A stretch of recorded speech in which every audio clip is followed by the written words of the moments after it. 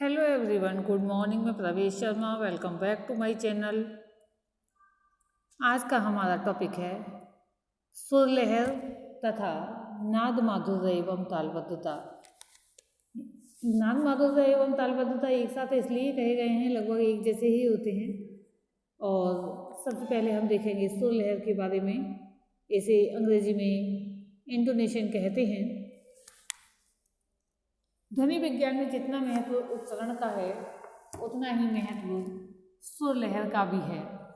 Doctor केलाग महोदय के अनुसार हिंदी में सुर का अस्तित्व असंदिग्ध है, यानी कि जिसमें कोई संदेह नहीं है, परंतु वह अंग्रेजी की भांति तीव्र नहीं है।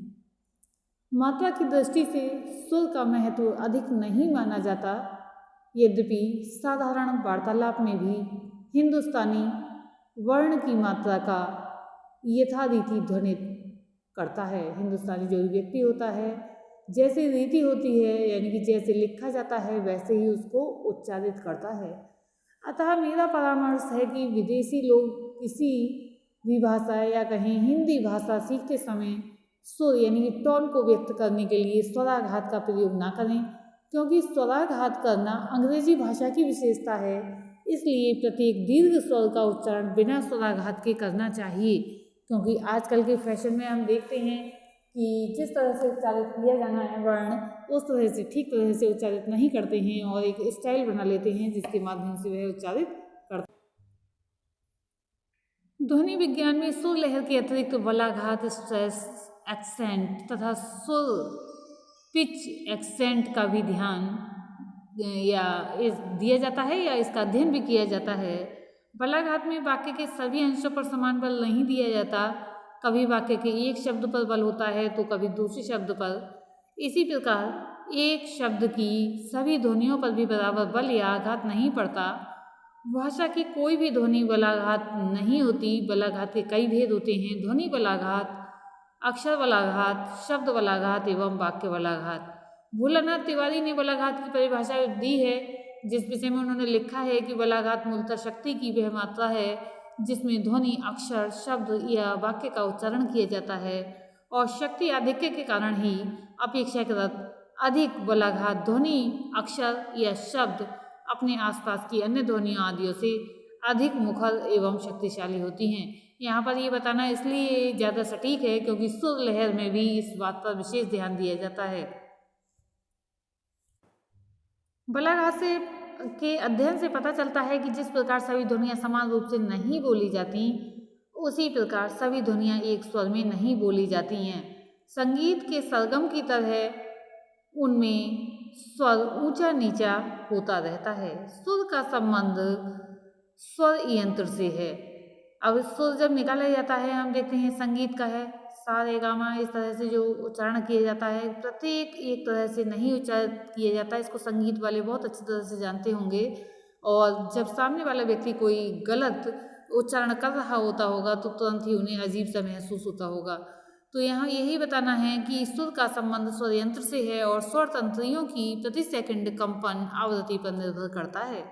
सुर का संबंध केवल घोष ध्वनियों से है, अघोष ध्वनियों से इसका कोई संबंध नहीं है। सुर की दृष्टि से प्रत्येक व्यक्ति की अपनी निम्नतम एवं उच्चतम सीमा होती है। सुर का उतार चढ़ाव उसी के बीच में होता है। उसके 3 भेद प्रचलित हैं: उच्च, मध्य एवं निम्न। स्वर तंत्रियों यानी कि स्वर तंत्रियों की कमी के कारण उत्पन्न एक ध्वनि गुण है। प्रत्येक घोष ध्वनि पर इसका रूप एक जैसा नहीं रहता, इसीलिए इसमें उतार चढ़ाव होता रहता है। शब्दों में कई प्रकार के सुर मिलते हैं और वाक्य में तो और भी अधिक स्वर मिलते हैं।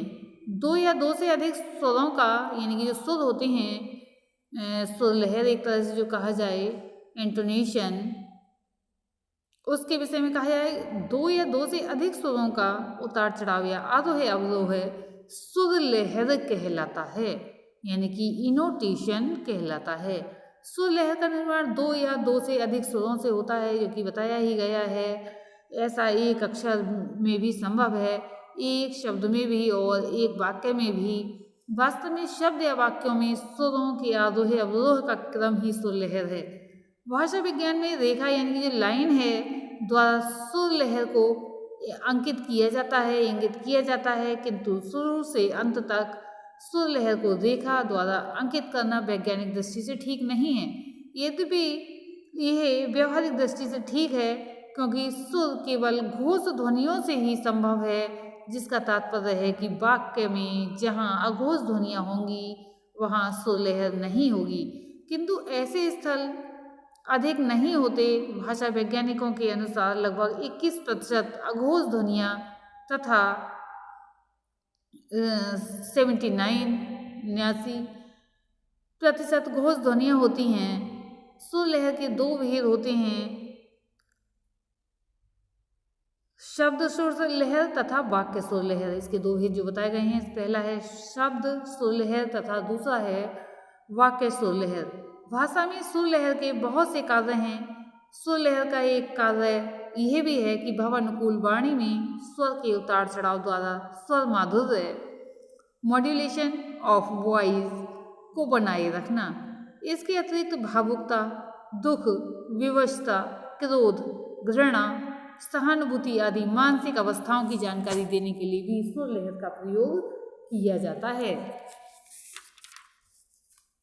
आजकल सुर मापक यानी कि पिच मीटर द्वारा सुर का अध्ययन वैज्ञानिक रीति से किया जाता है। सुर लहर को अनुतान भी कहते हैं। अनुतान की दृष्टि से विश्व भाषाओं के अंतर्गत चीनी, बर्मी आदि भाषाएं आती हैं, जबकि अतान भाषाओं में हिंदी, अंग्रेजी आदि भाषाओं को रखा गया है। तान यानी कि टॉन जो भी है, भाषाओं में अनुतान से शब्द का अर्थ भी बदल जाता है तथा उसका व्याकरणीय अर्थ भी बदल जाता है, किंतु अतान भाषाओं में केवल आश्चर्य, अनिच्छा जैसे अतिरिक्त भाव भी आ पाते हैं। संक्षेप में, आज ध्वनि विज्ञान की नवीन खोजें हैं, नवीनतम खोजों ने उच्चारण शिक्षण में महत्वपूर्ण योगदान दिया है। यांत्रिकी ध्वनि विज्ञान की सहायता से ध्वनि किस स्थान से और किस प्रकार उत्पन्न होती है, इसका ठीक ठीक ज्ञान हो जाता है। वाक्य का उच्चारण करते समय कहाँ कितना बल दिया जाए, कहाँ कैसी संधि की जाए, सुर लहर का कैसे प्रयोग किया जाए आदि बातों की जानकारी इस यांत्रिकी के आधार पर ठीक से प्राप्त कर ली जाती हैं। इसी के साथ जो कि हमने दूसरा पॉइंट लिया था, इसके बारे में बताइए है। मुख्य पॉइंट्स फिर से बता देते हैं। सबसे पहले हमने इंट्रोडक्शन देख लिया, meaning of intonation, elements of intonation जो कि बताया गया था अभी व्याख्या के बीच में ही, उच्च सुर लहर, मध्य सुर लहर और निम्न मध्य यानी कि सुर लहर। इसमें इसी को उच्च के लिए दीर्घ कहा जा सकता है, मध्य के लिए यानी कि क्रम अलग अलग होगा क्योंकि हम अलग अलग तरीके से लेंगे, ह्रस्व दीर्घ प्लुत हो सकते हैं। और इसमें क्या क्या हो सकता है, अर्थ स्वीकृति हो सकती है, विरोध हो सकता है, प्रतिशोध भी हो सकता है। अब ये कितने प्रकार की होती है सुर लहर, types of intonation.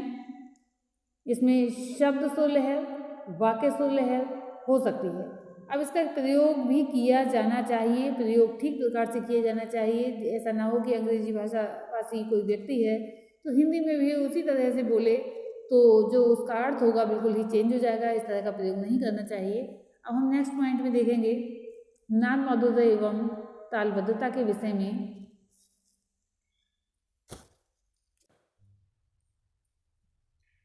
Bharatiya Jeevan को स्मरणीय बनाने के लिए अनेक ललित कलाएं हैं, उनमें काव्य कला एवं संगीत कला भी एक प्रमुख स्थान रखती है। लय, स्वर एवं तान का हमारे जीवन में बहुत महत्व है। प्रत्येक प्राणी अपने आप को अभिव्यक्त करता है और करना चाहता है। आत्माभिव्यक्ति की ये प्रवृत्ति स्वाभाविक है और आत्माभिव्यक्ति के विभिन्न साधनों में वाणी द्वारा अभिव्यक्ति का स्थान बड़ा महत्वपूर्ण है। चिड़ियों की चींची, कौओं की काँव काँव, कबूतरों की गुटरगू और अन्य जानवरों का बोलना, चिल्लाना, चहकना, भौंकना, गाय का रम्हाना, मनुष्य का बोलना आदि वाणी की ही अभिव्यक्ति हैं। प्राणी को इसे सीखने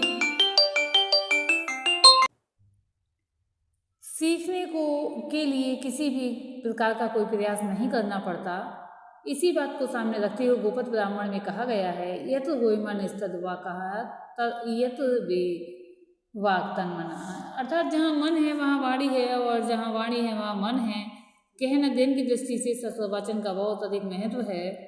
कविता, नाटक तथा उपन्यास और गद्य में सस्वर वाचन आवश्यक हो जाता है। बिना सस्वर वाचन के वे ठीक प्रकार से पढ़ाए ही नहीं जा सकते। सस्वर वाचन में काव्य का मुख्य रूप से स्थान है। काव्य मुख्य रूप से श्रव्य कला है और इसका संबंध कालों से है। नृत्य और चित्रकला के समान ये केवल आंखों का विषय नहीं, जैसा कि हेजे महोदय ने कहा है, poetry is an art of ear, not of the eye. In other words, poetry is sound, not sight. तो इसी के साथ हम देखेंगे rhythm, a regular repeated pattern of sound or movement. लय, ताल, ध्वनि या गति की नियमित आवृत्ति का पैटर्न ताल कहा जाता है। ताल को उस तरीके के रूप में परिभाषित किया जा सकता है जिसमें एक उच्चारण के संबंध में एक या एक से अधिक बेहिसाब धड़कनों को समूहीकृत किया जाता है। एक लयबद्ध समूह को तभी पहचाना जा सकता है जब उसके तत्वों को एक दूसरे से अलग किया जाता है। ताल हमेशा एक एकल उच्चारण या कहीं मजबूत बीट के बीच एक अंतर संबंध शामिल होता है और एक या दो अस्वीकार्य यानी कि जो धड़कनें होती हैं वे धड़कती हैं। पाठशाला के वातावरण में सस्वर वाचन से बालकों को मान, ये कहें नाद, माधुर्य और तालबद्धता से जल्दी आकर्षित किया जाता है। सस्वर वाचन से हमारा ये तात्पर्य है कि आवाज़ मधुर हो और कविता अच्छी प्रकार से गाई जा सके, परंतु वास्तव में ऐसी बात जब नहीं होती है तब विरोधाभास होने लगता है। भावों का बोध कराने वाले लय अनुसार वाचन तथा ताल और आलाप लेकर गाए गए संगीत में पर्याप्त अंतर होता है, यानी कि जो गाया जाए मधुर लगे और साथ साथ उसकी विशेषताएं उसमें समाहित हों। ऐसा ना हो कि आलाप लेकर गा लिया गया, कोई गीत की भांति कुछ भी गा लिया गया, या कोई कविता है तो बेसुरे ढंग से अपने तरीके से जो हमें अच्छा लग रहा है उस तरीके से गाकर बच्चों को बताई जाए। तो उस संबंध में क्या है, बालक भी गलत गलत तरीके अपना लेते हैं और वैसे ही बोलते हैं। उदाहरण के लिए एक छात्राध्यापिका को जयशंकर प्रसाद की एक कविता पढ़ानी थी। कविता का शीर्षक था बीती विभावरी जागरी। कविता वास्तव में बड़ी सुंदर थी। अब उस अध्यापिका ने सोचा कि कविता गाकर पढ़ी जाए। आधे से अधिक समय तो तान और आलाप लेने में ही लग गया और उसने गाना प्रारंभ किया तो आसपास की कक्षाओं से कितने ही विद्यार्थी वहां आ पहुंचे और उस कक्षा के सामने अच्छी खासी भीड़ लग गई। काव्य वाचन का सबसे अच्छा गुण गेयता नहीं, अपितु लय अनुसार कविता का वाचन करना होता है। तो वाचन इस प्रकार का होना चाहिए जो कि शुद्ध हो, स्पष्ट हो और उसी के अनुसार उसमें जो है लय, गति और ताल हो। काव्य रचना का एक अन्य गुण है तन्मयता। अध्यापक वाचन के समय अपने स्वयं का विस्मरण का जो कवि की आत्मा के साथ एक रूपता हो जाती है, तब अध्यापन कवि व कविता के साथ समरसता स्थापित कर लेता है। तब जो किसी प्रकार की, जैसे मान लीजिए प्रेम की कविता है या वीर रस की कविता है, उसकी मधुरता वास्तविक जान पड़ती है। इस संबंध में सबसे महत्वपूर्ण बात यह है कि छोटी कक्षाओं में सस्वर वाचन यानी कि जो लॉर्ड रीडिंग का अभ्यास होना चाहिए। इससे अध्यापक को बालकों की वाचन संबंधित त्रुटियों का ज्ञान हो जाता है और बालक ठीक प्रकार से समझने लगते हैं। और बहुत ऊंची आवाज़ नहीं होनी चाहिए, यानी कि इस प्रकार अध्यापक की आवाज़ सुस्पष्ट और इतनी ऊंची हो कि पूरी कक्षा में सुनाई दे, इतनी ऊंची ना हो कि आस पड़ोस में भी जाए, केवल उतनी सीमित रहे और उसमें भी ऐसे ना हो कि किसी बच्चे को सुनाई ना दे, इतनी कम हो, यानी कि वो कक्षा के अनुसार होनी चाहिए। एक शब्द में ये कहा जा सकता है। लययुक्त पदों द्वारा छात्र भाषा का मौखिक ज्ञान प्राप्त करते हैं। वे कविता को सस्वर तथा लय अनुसार पढ़ना सीखते हैं। उन्हें शब्दों के उच्चारण का अभ्यास होता है तथा कविता की उनकी रुचि बढ़ती है। आज के लिए इतना ही।